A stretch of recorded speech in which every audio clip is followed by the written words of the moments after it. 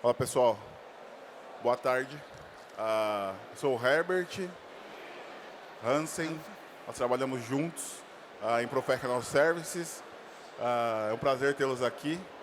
E vamos lá, a gente vai falar de OAuth. Perfeito. Para dar uma introdução do OAuth, né, antes de chegar nesse ponto, eu vou só falar um pouco por cima de como que funciona o VTEX ID.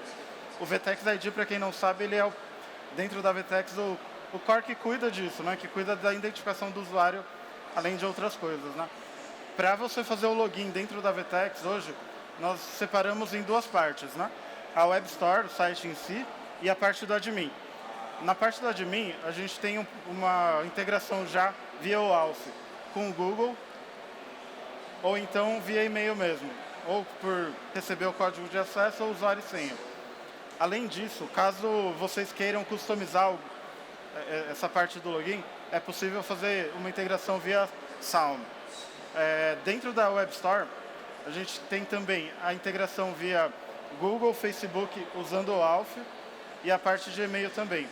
E aí, para fazer essa customização, a gente tem um protocolo de implementação de OAuth em si, que é o que a gente vai explicar um pouco. A gente começa com a pergunta final.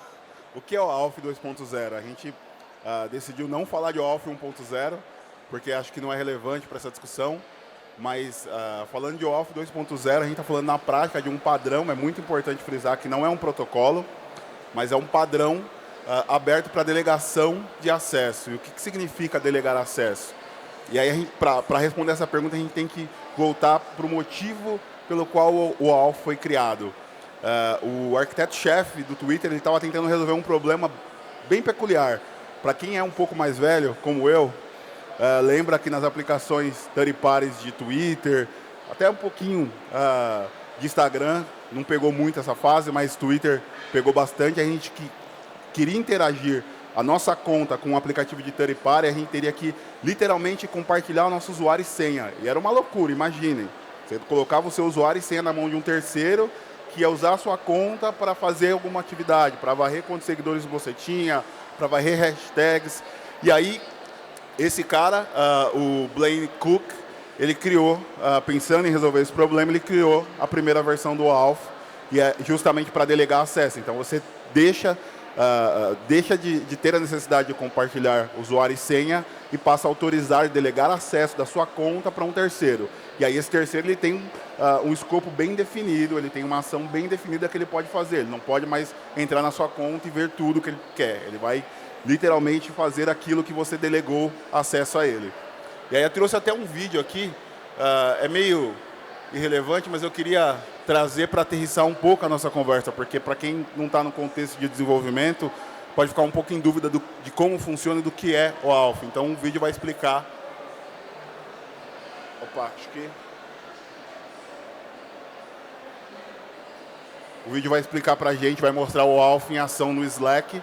Então, de novo, ao invés de você usar a sua senha, seu usuário e senha do Slack, você se conecta, nesse caso a gente fez com o Google, e aí o Google, através do seu login no Google, o Slack permite que você acesse o site dele. Então vocês vão ver que eu entrei com a conta no Google e volto logado no Slack. Em linhas gerais é isso, o OAuth. Obviamente a gente consegue estender para diversos usos, mas em linhas gerais é isso. Esse é o contexto de OAuth. E aí a gente vai falar um pouco de benefícios de utilização e todos eles estão intrinsecamente ligados, né? Então a gente fala, por exemplo, de aumentar a segurança, de fato aumenta. Obviamente, o desenvolvedor pode colocar em back-end um monte de verificações de segurança, mas eu acho muito pouco provável que você consiga implementar alguma coisa mais parruda que o Google, que vai identificar, por exemplo, se você está hoje no Brasil e amanhã nos Estados Unidos e num IP estranho ele vai bloquear, vai pedir uma autenticação de 2 fatores, enfim. Ele traz segurança, sim, ele aumenta a segurança. E, de quebra, ele gera mais confiança para o usuário. Ele não só aumenta a segurança, como o usuário que está utilizando, ele se sente mais seguro em entrar na plataforma utilizando uma conta de um provedor que ele conhece, no caso Google, Facebook, Twitter. A gente fala que melhora a experiência do usuário, e de fato melhora. De novo, está tudo ligado, porque ele melhora a experiência do usuário justamente por não pedir para o usuário que ele tenha mais uma senha, que ele decore mais uma senha, e a gente sabe hoje quão crítico é ter milhares e milhares de senhas. E ele centraliza do lado, agora um benefício para quem utiliza, ele centraliza todas as informações do usuário num único local. Então, você tem 10 plataformas, esse usuário pode acessar essas 10 plataformas com uma conta só, e você consegue centralizar e delegar em cada plataforma, em cada site, o que esse usuário faz, qual acesso que ele tem, mas tudo baseado num único cadastro, centralizado através de OAuth.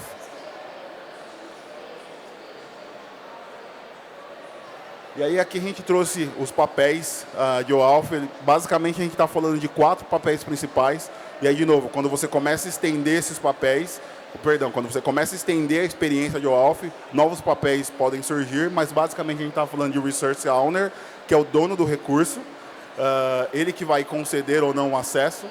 A gente está falando de Resource Server, que basicamente é a API que está exposta na internet. Essa API, ela é a porta de comunicação, basicamente, ela que recebe o token e, através desse token, vai até o Resource Owner para entender se esse cara tem ou não acesso para acessar aquele recurso. A gente tem Authorization Server, eu acabei de falar do token, e esse token ele é concedido ao cliente pelo Authorization Server. Então, esse cliente, existem formas de autenticação, mas esse cliente vai até o Authorization Server, se autentica e esse cara diz se ele tem ou não um token para acessar, para bater na API, no Resource Server, para acessar o Resource Owner. Então, no exemplo que eu acabei de dar, por exemplo, eu como cliente, eu fui até o serviço do Google e lá peguei um token para acessar os recursos do Slack. E aí o Hansen vai entrar explicando melhor, porque esse recurso não é linear, né? Ele vai trazer melhor como é que essa comunicação funciona. Boa. E para que toda aquela mágica aconteça, né, igual vocês viram no vídeo, como que funciona... Esse é um desenho bem simples que explica bem o fluxo, né? Então, existe a aplicação, que seria o cliente, né? Então, trazendo para o nosso mundo, seria o site VTEX. Então, quando existe uma interação de login com o cliente, essa primeira parte, né? Então, o cliente ele faz essa requisição de autorização para o usuário vai, digita os dados, loga, confirma. Depois que quem confirmou garantiu que o usuário é o usuário, ela devolve essa informação para a VTEX.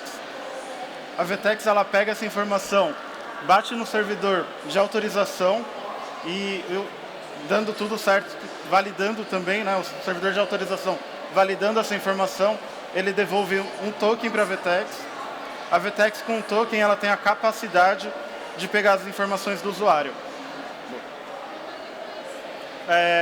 Então, esse desenho é bem um resumo do que acontece de fato na VTEX. Se a gente expandir um pouco mais a nível de arquitetura e mostrar de fato como que é a comunicação, a gente expande para esse desenho aqui. Ele é um pouco mais complexo. Acho que não vale entrar tanto no detalhe nele aqui agora. A gente vai mostrar um pouco de uma implementação. Mas no final, o resumo daqueles 3 passos acontecem desse jeito aqui dentro da VTEX, tá? Na validação de todos os servidores. Falando um pouco de como que é utilizado, como que geralmente as pessoas utilizam, né, a parte do OAuth dentro da VTEX, a gente montou um desenho macro de como funcionam basicamente 80% das comunicações de OAuth com a VTEX, né? Então, existe a parte do login, então esse single sign-on, que seria a parte ou do Google ou do Facebook, do parceiro em si. Ele loga, tem a aplicação de, por exemplo, um aplicativo, um e-commerce, ou alguma outra aplicação, de repente uma aplicação de cartão de crédito do próprio cliente que você consegue acessar. Você acaba utilizando o mesmo servidor para logar, né? Então, depois que existe esse primeiro login, geralmente existe um middler. O middler faz a validação do login para garantir que o usuário é ele mesmo, devolve o token para a VTEX. a VTEX com token bate novamente no middleware para acessar as informações privadas, como nome, e-mail, o user ID, etc. E até de novo, para aterrissar um pouco mais a conversa, para quem de fato não entendeu ainda o que é o ALF, tem uma analogia que é super rudimentar, não traduz exatamente todos os papéis, mas imagina que você chegou no hotel, você foi até o front desk do hotel e pegou um cartão. Esse cartão é o seu token, você vai até a porta e passa o cartão, ela vai abrir ou não. Então, algumas informações que tem nesse token. Primeiro, o cara definiu ali se você entrou segunda e sai sexta, ou seja, sábado aquele cartão não vale mais. Ele definiu, por exemplo, se você é um usuário um hóspede do quarto 300 e só aquele quarto vai abrir, ou se você é um usuário master, se você vai ter acesso à casa de máquinas, enfim, e aí vai. Então, é uma analogia meio rudimentar, não traz todos os papéis, mas em suma é isso. Aquele cartão nada mais é do que um token de uma delegação de acesso que foi feita lá no front desk. Em vez daquele cara ficar toda hora abrindo o quarto para você, ele te deu uma chave, e aquela chave vai ser utilizada na porta, que é inteligente o suficiente para ir no servidor e consultar se você tem acesso ou não àquele recurso, àquele quarto. E como na VTEX a gente gosta de casos diferentes de uso, né? A gente tem esse padrão, mas a gente tem também diversas aplicações que usam ele de uma maneira única, né? Para isso a gente vai citar alguns exemplos, né? Pensa que para você utilizar o ALF, dependendo do tamanho da empresa, que nem a gente tem clientes que tem esse MDM, né, essa base de dados mundial. Então, a gente não pode citar os nomes, né, mas considerando que o e-commerce em si ela tem uma base de dados mundial de clientes, só que ela tem diversas fronts, né? Então, tem a loja do Brasil, loja dos Estados Unidos, por aí vai. Só que ela só quer que cada usuário consiga acessar a loja de determinado país. Então, através do ALF, centralizado no servidor mundial que ela tem, né, ela consegue fazer essa liberação. Então, eu como cliente dessa loja, morando no Brasil, só conseguiria acessar a loja com os meus dados dentro da loja do Brasil. Se eu fosse dentro de uma loja dos Estados Unidos, eu teria que criar um novo usuário, com um novo endereço, por aí vai. Um outro modelo de aplicação. Considera que a empresa também ela pode ter uma base de cadastro de usuários da loja, mas também dados de funcionários. E aí ela quer que os funcionários, os colaboradores, eles tenham acesso a uma loja específica e quando eles tiverem esse acesso, ele tenha alguma bonificação. Então, sei lá, ele possa ter 20% de desconto no site todo. Então, através do ALF também, é possível reconhecer quem que é o colaborador, para que quando ele logue na loja, ele já tenha essa visão de desconto. Então, ele já sabe que, por exemplo, se eu entrasse na loja da VTEX... um ótimo exemplo. A loja da VTEX, que está aqui vendendo, é uma loja online. E ela está com cadastro. Para quem é VTEX, tem uma X% de desconto. Então, se eu vou com o meu usuário, eu já pego esse desconto através do protocolo de OAuth. Tá,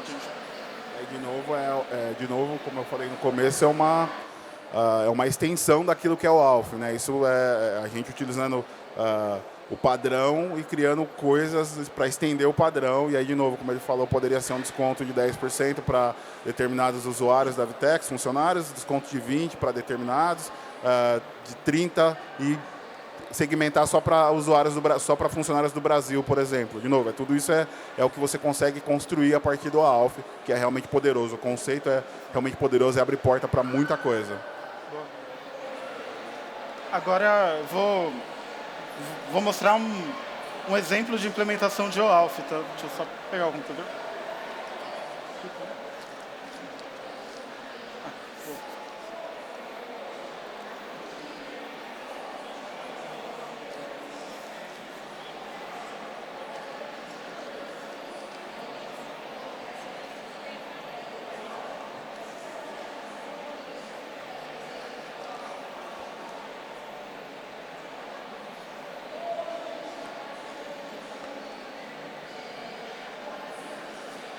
Boa. Diferente um pouco do que foi o Payment Provider, né? Eu não tenho um código em si para mostrar, mas eu tenho uma aplicação que chama AlfZero, não sei se vocês já ouviram falar. Eu vou entrar nela aqui.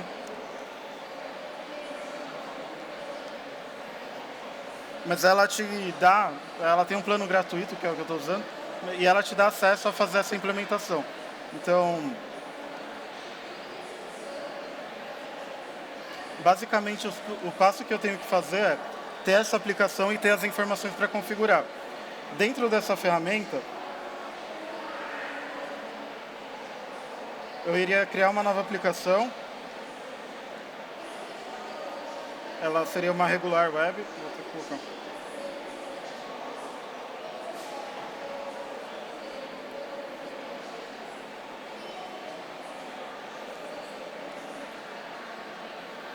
E aí tem algumas configurações que você precisa ter dos dois lados, né? Então, a primeira informação importante que vai precisar trafegar, né, é o Client ID. Esse processo que eu vou fazer, ele geralmente acontece com um ticket que vocês precisam abrir para o suporte para que ele faça a vinculação, tá? Então, eu tenho a informação do Client ID que eu vou colocar na integração.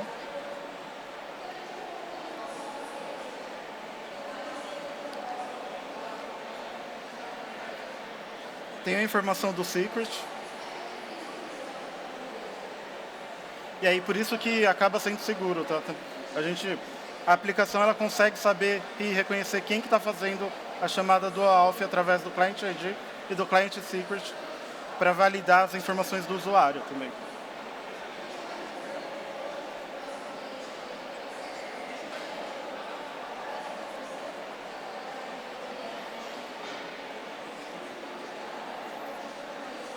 E aí dentro da configuração em si, eu precisaria colocar qual que seria a URL de redirect. Eu só vou pegar aqui.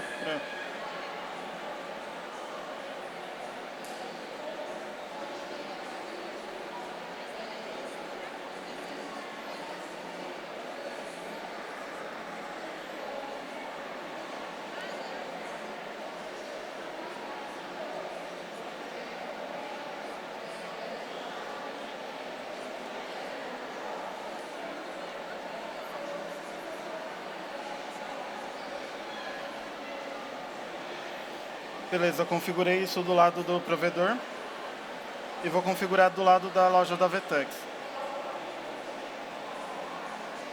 Só mostrando antes, né? Que quando eu clico em entrar, já não tem nada. Tá?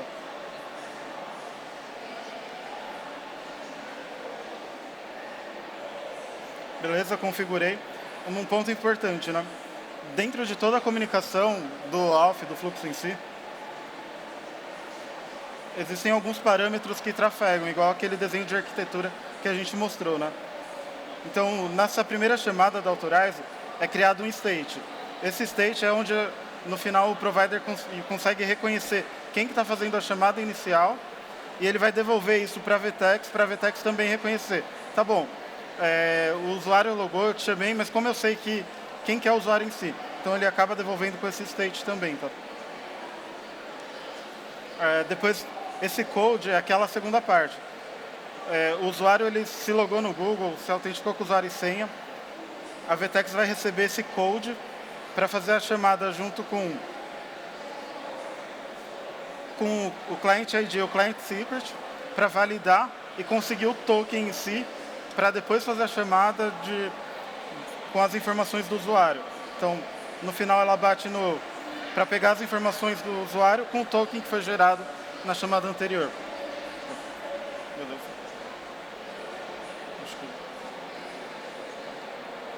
Fiz a chamada, beleza, ativei.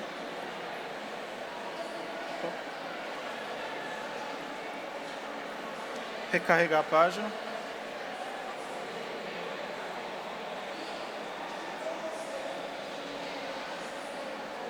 Aqui, ela já está aparecendo como uma nova opção de login. Vou logar. Então, essa daqui seria uma página que eu customizei dentro do AlfZero. Colocar minhas informações de usuário e senha. Beleza, estou logado. Aqui reconheceu meu usuário. Pronto. esse é o fluxo de implementação em si da parte do Auth da VTEX. De novo, uma aplicação que não tinha conhecimento prévio do usuário e o usuário está logado. Então, é a facilidade e a flexibilidade que traz o Auth. Lembrando que, obviamente, essa é uma maneira de implementar, existem diversas outras maneiras de implementar o Auth. Existem aplicações que pedem que o usuário entre primeiro com o usuário e senha, depois faça o vínculo de uma conta. Enfim, aí é uma questão de estender o padrão e utilizar da maneira que for mais conveniente. E é isso, gente. Boa. É isso. Obrigado.